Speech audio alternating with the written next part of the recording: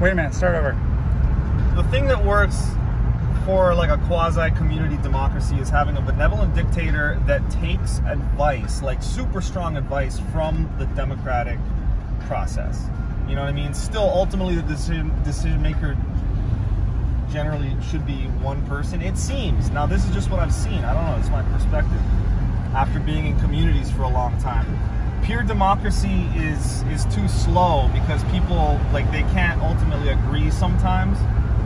But then if you have someone who really is good on their own, they have no needs of their own, they're taken care of, they can live on their own, they're actually doing people a favor by kind of being the benevolent dictator, if you will. That was Galen's role at Piilani, where, you know, Presidente. yeah, sometimes he would just make a call and that was just like, no, I gotta make this call. But most of the time, like 99% of the time, it was like we would vote on something and then, you know, if it wasn't, because he would be, basically he had the power of veto, almost. Is like, we vote on everything except for huge issues that needs one person to be super agile with and just like, nope, this is the decision we're making, boom. Uncle Whit, I don't want him to see this video, of course, but he is too emotionally charged and emotionally invested in his own whatever, where he can't make those kinds of agile decisions, nor can he freaking take a communal decision. So it's problematic. Simon's a troll. You know? Yeah, both of their ego is too entwined with the process. What's really hard is actually, for some time what we would need in our situation, our property that we're talking about, our community, would be a temporary benevolent dictator other than Whit that basically imposed a system of democracy. And then step back from that freaking imposition, you know, authority position, and let the democracy flourish until there's something big that needs one person to make, you know what I mean? And we can give like those situations are rare. We should maybe give like the landowners like 3 votes and then all the tenants get 1 vote or something like that. Yeah, I mean, but again, trying to actually get these guys to communicate properly is impossible. I mean,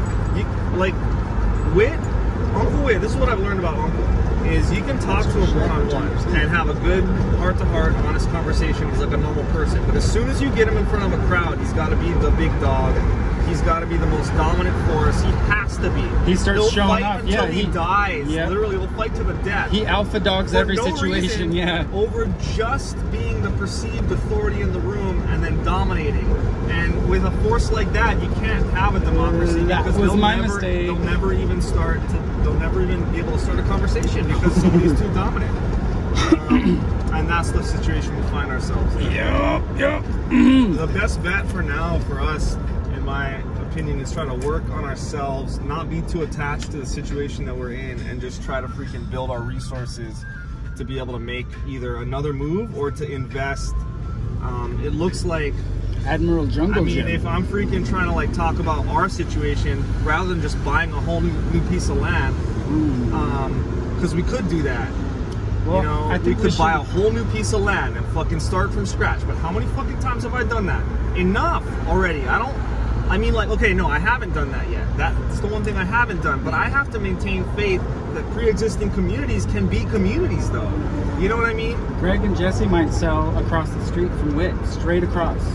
So, but yeah, and I like the hillside, but that's why I was so hopeful that some new people other than Simon would move into the Garden Temple, you know, because that could be a zone. And I mean, shit, I would want to invest and buy Simon out, you know, like I would fucking love to do that, but I don't have the money right now.